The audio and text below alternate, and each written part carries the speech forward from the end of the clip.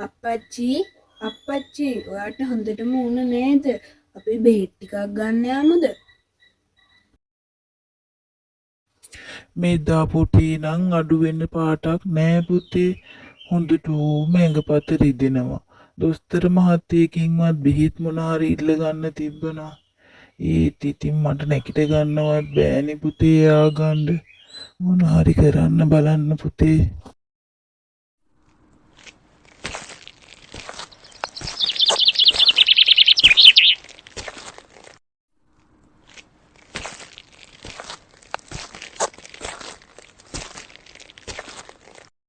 අනේ දොස්තර මාමේ අපේ අප්පච්චිට හොඳටම වුණ කිට ගන්නවත් බෑ. බෙහෙත් ටිකක් දෙන්න දොස්තර මාමේ. අම්මේ ඇයි දරුවෝ ලෙඩ නැතු මං කොහමද බෙහෙත් දෙන්නේ? අපිට එහෙම බෙහෙත් දෙන්න බෑනේ ළමයෝ. ඔයා ගිහිල්ලා තාත්තලා එක්කගෙන එන්න. එතකොට මම බලලා හොඳ බෙහෙතක් දෙන්නම් ඉක්මනින් නැගිට ගන්න පුළුවන් වෙන්න. යන්න ඉක්මනට යන්න. චුට්ටිට හිතා ගන්න බැරි වුණා දැන් මොකද කරන්න කියලා.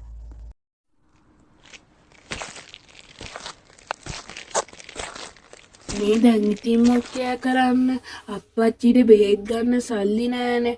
බාප්පගෙන්වත් ඉල්ලලා බලන්න ඕනේ. බාප්පා දෙයිද දන්නේ. ගිහින් බැලුවනම් හරි.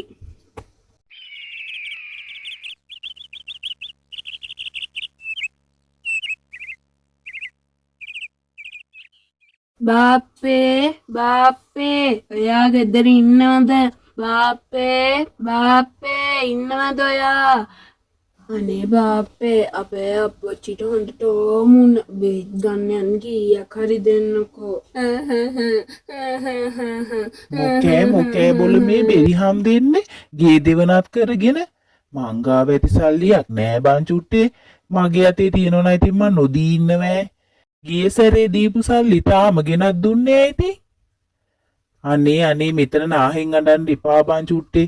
මගේ ගේත් එක පාළුවට යනවා. වෙන කාගෙන් හරි ඉල්ල ගන්න බලහා. මගෙන්ම ඉල්ලනවා.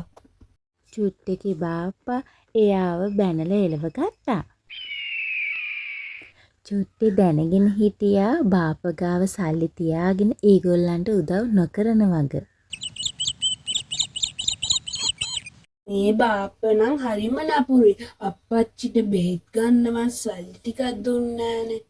චෙද සල්ලි තිබ්බ උදව්වක් කරන්න නෑනේ. මේ බාප්පා නම් හරිම නරකයි. චුට්ටිට ගොඩක් දුක හිතුණා. එයාගේ අම්මත් නැතුව එයා තාත්තත් එක්ක බොහොම අමාරුවෙන් ජීවත් වුණේ. ඉතින් චුට්ටි දැන් මොකද කරන්න කියලා කල්පනා කළා. එයා දැනගෙන හිටිය තාත්තට මොන හරි වුණොත් එයා තනි වෙන බව. ඉතින් එයා ඒ නිසා ගොඩාක් දුක් වුණා. අප්පච්චිට බෙහෙත් ගන්න යන්න කවුරුත් නෑ. අම්මත් නෑනේ. මට සල්ලිත් නෑ.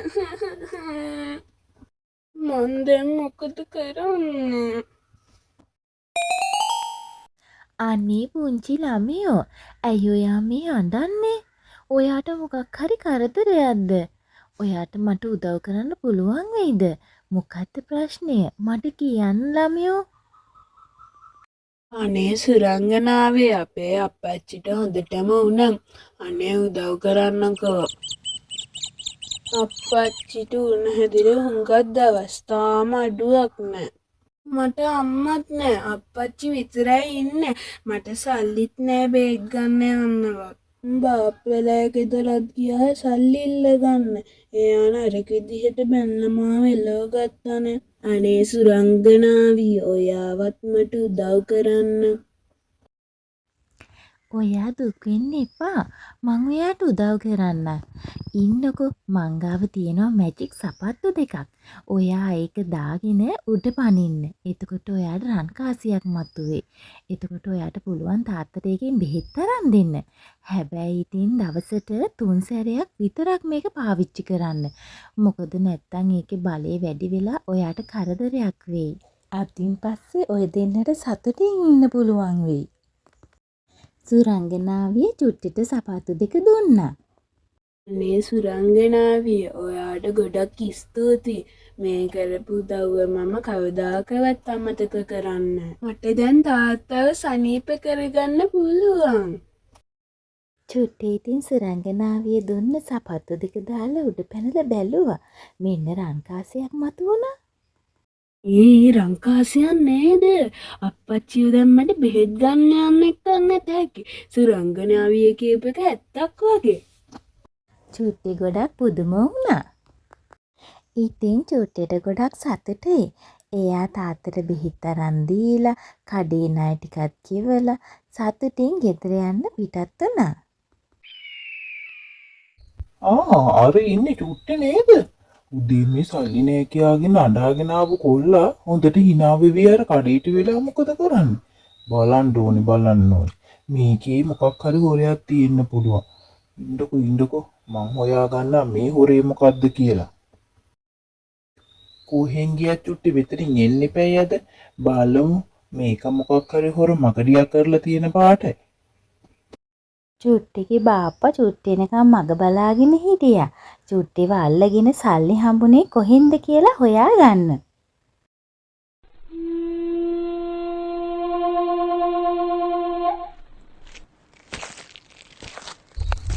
චුට්ටේ කොහොම නවතින්නයි කිව්වේ? උදේ මේ අඬාගෙන ආපු කොල්ලා නේද බුල මේ හොඳට කඩවල් ගන්න රස්තිය අදු ගහන්නේ. උඹට කොහෙන්ද සල්ලි හම්බුනේ කීහා? හොරකම් කරා නේද කාගෙන් හරි? මම අද අල්ලලා දෙනවා පොලිසියට. ඒ අනේ බාප්පේ මම හොරෙක් නෙමේ. අද මට පුදුම දෙයක් වුණා. ඔයා ඒක විශ්වාස කරන එකකුත් නෑ. මගේ පිහිටට අද සුරංගනාවියක් ආවා. වෙච්ච සියල්ලම බාප්පට කිව්ව චුට්ටේ බාප්පට සපත්තු දෙක පෙන්නන්න හිතාගෙන ගෙදර එක්කගෙන ගියා.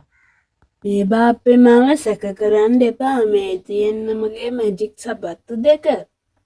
ඔයාට දැන්වත් මා විශ්වාසෙද මම හොරෙක් නෙමෙයි.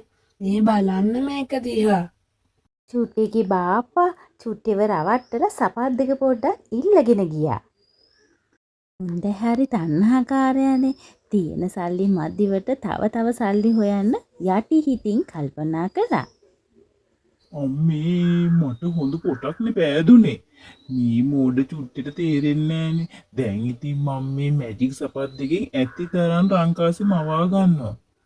ඕ 1 2 ඇත්ත නේනම් මේ කොල්ලා කීව කතාව.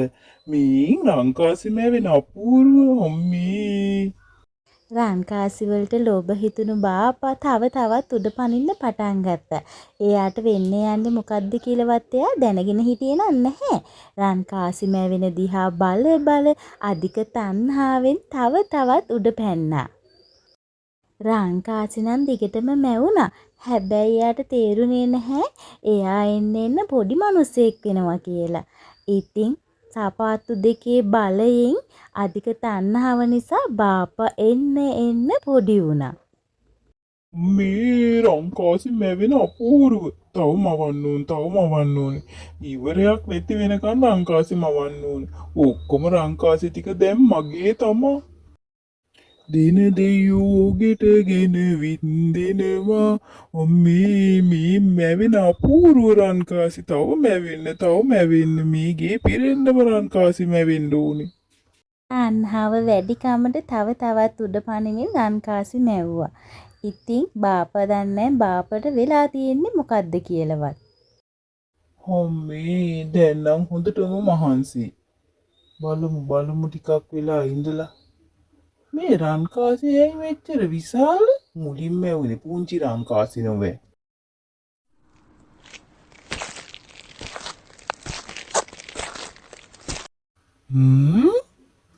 කෝ බලන්න මෙච්චර විශාල ගත් මගේ වත්තේ තිබුණේ. මේ ගස් විශාල වෙලාද නැත්තම් මම පොඩි වෙලාද? මොකද්ද බුලේ මේ වෙලා තියෙන්නේ?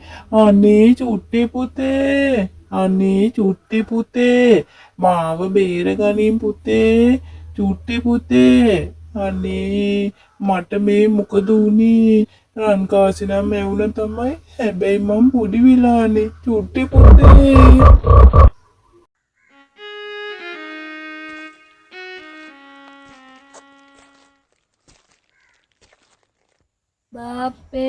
බාප්පේ කෝයා දොරත් හායි ගාලා ඇරලා ගිහිල්ලා ගේ ඇසටවත් ගිහින් බලන්න ඕනේ.